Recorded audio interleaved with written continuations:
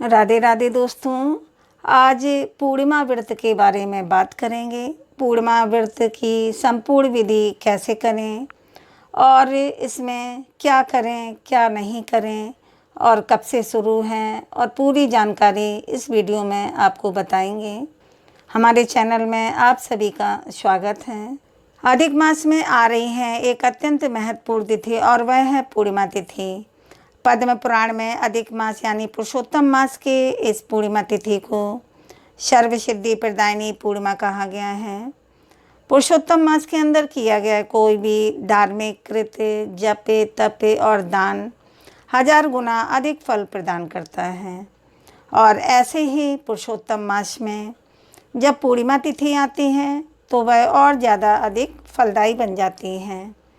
इस बार पूर्णिमा तिथि का हम लोग व्रत कर रहे हैं तो वह कब करना है? 30 मई 2026 शनिवार के दिन। और इस पूर्णिमा तिथि पर प्रातःकाल में किया जाने वाला स्नान और दान रहेगा। अगले दिन 31 मई 2026 दिन रविवार को रहेगा, क्योंकि उस दिन प्रातःकाल में ब्रह्म मुहूर्त में पूर्णिमा तिथि विद्यमान है। लेकिन पूर्णिमा तिथि का उपवास और इस व्रत नियम पूजा हम करेंगे 30 मई 2026 शनिवार के दिन। इस बार आने वाली अधिक मास की विशेष पूर्णिमा तिथि का पालन कैसे किया जाए, शास्त्रों युक्त विधि क्या रहेगी, इन सब के ऊपर आज हम इस वीडियो में बात करेंगे। अधिक मास की विशेष पूर्णिमा तिथि का पालन कैसे किया जाए, शास्त्रोक्त विधि क्या रहेगी और पूर्णिमा व्रत की विधि और इसका व्रत का पालन कैसे करेंगे। पूर्णिमा व्रत का पालन करने के लिए सबसे पहले प्रातः ब्रह्म मुहूर्त में उठ जाएं। ब्रह्म मुहूर्त का समय है सुबह लगभग 4:03 से लेकर 4:43 तक। प्रातःकाल में उठने के बाद पवित्र नदी में स्नान कर सकते हैं। अगर यह संभव न हो तो अपने घर में ही स्नान के जल में गंगा जल मिलाकर भी स्नान किया जा सकता है। पवित्र नदियों का आवाहन करते हुए उनसे प्रार्थना करके प्रातः आप स्नान कर सकते हैं। स्नान के बाद स्वच्छ वस्त्र धारण करें और फिर आपके घर में जो पूजा का मंदिर है, मतलब अपने घर में जो पूजा का मंदिर है, वहाँ पर जाएं और उस स्थान को स्वच्छ कर लें, साफ़ सुथरा कर लें। और आपके घर में जो भगवान जी की मूर्ति हैं उनको सबसे पहले उठाकर भोग अर्पण करें। पहले उन्हें चौकी पर बिठाएं, पहले चौकी बिछाएं, फिर चौकी पर रखें। इसके बाद भगवान जी को स्नान कराएं, फिर उनको उठाकर भोग अर्पण करें और मिष्ठान भोग अर्पण करें। उसके बाद भगवान की मंगल आरती करें और फिर उनके सामने हाथ में गंगा जल लेकर इस पूर्णिमा व्रत का संकल्प लें।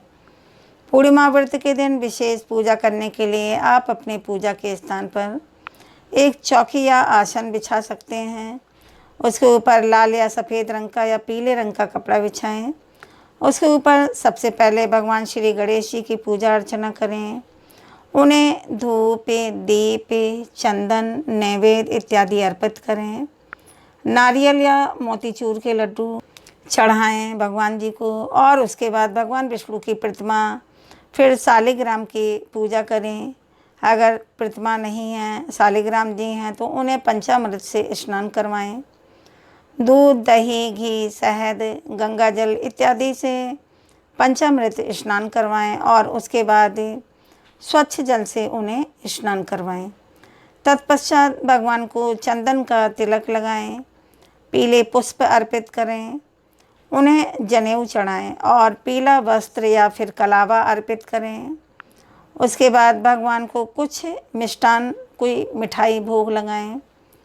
उसके बाद तुलसी पत्र रखें और फिर उसे भगवान को प्रेम के साथ अर्पित करें।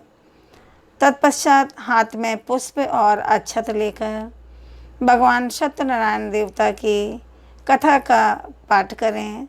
भगवान सत्यनारायण की कथा का पाठ करें और उसे पढ़ें या फिर उसका श्रवण करें। यह कथा आपको हमारे चैनल में मिल जाएगी, श्री जी माधुरी चैनल में आप सुन सकते हैं। अगर आप रविवार के दिन भगवान सत्यनारायण की कथा करवाना चाहते हैं तो यह भी शुभ समय है। रविवार को अभिजीत मुहूर्त सुबह लगभग 11:51 से प्रारंभ हो रही है और दोपहर में 12:47 तक रहेगा।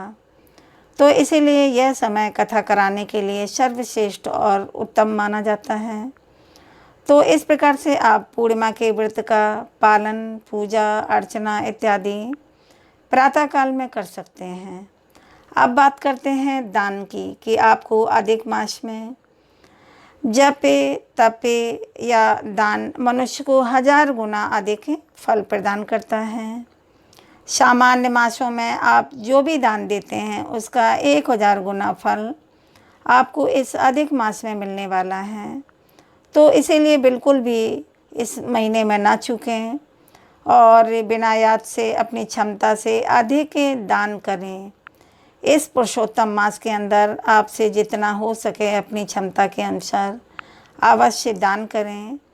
जल का दान अवश्य करें। पानी का दान तो सभी कोई कर सकता है, उसमें तो कोई पैसे की ज़रूरत नहीं है। तो आप जल का दान अवश्य करें। इस पुरुषोत्तम मास के अंदर जितना अधिक देंगे उसका 1000 गुना आपके पास आएगा। और वैसे भी शास्त्रों में कहा गया है कि कलयुग में दान सबसे बड़ा धर्म है और वैसे भी जब यह दान अधिक मास की पूर्णिमा तिथि पर किया जाए तो उसका फल तो अनंत गुना बढ़ जाता है। अब देखिए, यह पुरुषोत्तम मास है और गर्मी का समय है, इसीलिए ऐसी वस्तुओं का दान करें जो इस ऋतु में काम आ सकें, जैसे कि फल में तरबूजा, खरबूज, खीरा, ककड़ी, कच्चे अनाज और जल। पानी का दान तो अवश्य सभी लोग कर सकते हैं। छतरी, पंखा या जूते, चप्पल। पूर्णिमा जो है तो वह चंद्रदेव से जुड़ी हुई तिथि भी है और इसीलिए इस दिन पूर्णिमा पर विशेषकर सफ़ेद वस्तुओं का दान अत्यंत शुभ माना जाता है, जैसे कि दही, चावल, दूध, सफ़ेद वस्त्र, मिश्री इत्यादि। दान की जब सामग्री आप किसी को भेंट कर रहे हैं, दान में दे रहे हैं, तो उसमें 1.25 मीटर पीला या सफ़ेद कपड़ा दान करें और दक्षिणा में अनाज दें और कुछ रुपए दें अपनी क्षमता के अनुसार। अगर आप उस दिन दान नहीं दे पाते हैं तो सामग्री को गंगा जल से शुद्ध करके अपना हाथ लगाकर उसे बाजू में रख लें और अगले दिन भी आप दान कर सकते हैं। यह दान आप अपने आसपास के किसी मंदिर में जाकर दे सकते हैं या फिर किसी वैष्णव को घर पर बुलाकर, किसी ब्राह्मण को घर पर आमंत्रित करके दे सकते हैं या फिर आसपास के किसी मंदिर में जाकर दे दें। अगर यह संभव नहीं है तो आप इस पूर्णिमा की निर्मित और इसके लिए आप धन का दान भी दे सकते हैं। इसके उपरांत इस पूर्णिमा के ऊपर मंदिर में धार्मिक पुस्तकों का दान से दे सकते हैं, जैसे कि भगवत गीता के प्रचार कार्य के लिए श्रीमद् भागवतम का दान दे सकते हैं, भगवत गीता का दान दे सकते हैं, किसी को यह पुस्तकें दान में दे सकते हैं या फिर इन पुस्तकों का वितरण करने के लिए आप पुस्तकों का और वैदिक ज्ञान का प्रचार के लिए दान दे सकते हैं। दान यानी कि ज्ञान का दाता सबसे सर्वश्रेष्ठ माना जाता है और यह भगवान श्री विष्णु को अत्यंत प्रिय है। तो पूर्णिमा का व्रत का पालन करते हुए दान पर भी विशेष ध्यान दें। अब बात करते हैं पूर्णिमा व्रत के उद्यापन के बारे में। तो कई भक्त हैं जो वह पूरे वर्ष पूर्णिमा तिथि व्रत का पालन करते हैं और फिर निश्चित काल आने पर उसका उद्यापन करते हैं। उसे 32 ही पूर्णिमा व्रत भी कहते हैं। जब यह 32 पूर्णिमा व्रत पूरे हो जाते हैं तो उसके बाद उसका उद्यापन किया जाता है।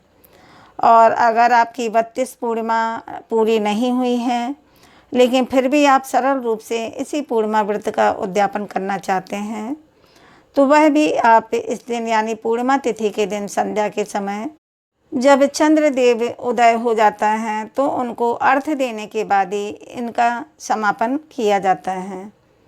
अर्घ्य देने के बाद ही इसका समापन किया जाता है। जो लोग अपने पूर्णिमा व्रतों का उद्यापन करना चाहते हैं उन्हें इसी अधिक मास की ज्येष्ठ की मास की पूर्णिमा तिथि के ऊपर अपने संपूर्ण व्रतों का उद्यापन कर सकते हैं। उन्हें किसी योग्य ब्राह्मण को घर पर बुलाकर कथा करवानी चाहिए। दान सामग्री उन्हें भेंट करनी चाहिए। अगर कोई ब्राह्मण उपलब्ध नहीं है, मतलब कोई ब्राह्मण नहीं आ पा रहा है, तो स्वयं भी विधि विधान से अपने इस व्रत का उद्यापन कर सकते हैं। शाम के समय पूर्णिमा तिथि विद्यमान है शनिवार के दिन, तो इसीलिए चंद्र उदय शाम 6:40 पर होने वाला है। इस समय जल, अक्षत इत्यादि मिलाकर आप चंद्रदेव को अर्घ्य दे सकते हैं और उनसे प्रार्थना कर सकते हैं। भगवान श्री विष्णु जी से प्रार्थना कर सकते हैं अपने इस पूर्णिमा व्रत के संकल्प को उनके चरणों में रखते हुए अपने और अपने परिवार के लिए सुखकारी, समृद्धि, ऐश्वर्य और विशेषकर उनकी भक्ति की याचना कर सकते हैं और इस प्रकार से अपने इस पूर्णिमा व्रत को समाप्त कर सकते हैं। और समाप्त करने से पहले आप योग्य दक्षिणा और दान अवश्य देना चाहिए। और उसके बाद आपने जिस प्रकार उपवास रखा था उसी प्रकार से आप अपने व्रत को खोल सकते हैं। कुछ भक्त पूर्णिमा वाले दिन निर्जल उपवास रखते हैं, कुछ फलाहार उपवास रखते हैं, मतलब कुछ सजल उपवास रखते हैं और कुछ सफल रखते हैं। तो अगर आपने पूरा दिन जल नहीं पिया है तो आप शाम को चंद्रदेव को अर्घ्य देने के बाद फिर जल ले सकते हैं और अपना पूर्णिमा व्रत खोल सकते हैं। अगर आपने पूर्णिमा व्रत वाले दिन फलाहार किया है, मतलब फल लिया था, दूध लिया था और जल लिया था, तो शाम के समय सात्विक भोजन के साथ या फिर सरल रूप से फलाहारी भोजन के साथ आप अपना यह पूर्णिमा का व्रत खोल सकते हैं, अपने व्रत का पारण कर सकते हैं। आप देखिए, यह जो अधिक मास की पूर्णिमा तिथि है इसका एक और आध्यात्मिक गहरा अर्थ है। जिस प्रकार चंद्रमा अपने 16 कलाओं से पूर्ण होकर रात्रि के अंधकार को मिटा देते हैं, इसी प्रकार भगवान विष्णु की कृपा हमारे जीवन के सभी अंधकार, सारे दुख पाप बाधाओं को मिटा देते हैं। पद्म पुराण में वर्णन आता है कि जो भी मनुष्य अधिक मास यानी पुरुषोत्तम मास के इस पूर्णिमा के दिन भगवान विष्णु का व्रत रखता है, सच्चे मन से उनकी पूजा अर्चना करता है और यथाशक्ति दान देता है, उसके सभी पापों का नाश हो जाता है और अंत में उसे मोक्ष की प्राप्ति हो जाती है। तो इसीलिए इस अलौकिक और दुर्लभ अवसर को हाथ से ना जाने दें। 3 साल बाद अधिक मास की यह पूर्णिमा तिथि आ रही है, तो इसीलिए इसका पूरा लाभ उठाएं और श्रद्धापूर्वक व्रत करें और विधि विधान से पूजा करें। यथाशक्ति दान दें और अपनी शक्ति से थोड़ा अधिक दान दें। और अब हम आप सबके लिए प्रार्थना करते हैं, तो परम भगवान श्री कृष्ण की कृपा आप और आपके परिवार पर सदैव बनी रहें। उम्मीद है आपको यह जानकारी अच्छी लगी होगी, तो आप चैनल को सब्सक्राइब कर लें, वीडियो को लाइक व शेयर करें। अब मिलते हैं अगले वीडियो में, तब तक के लिए दोस्तों राधे राधे।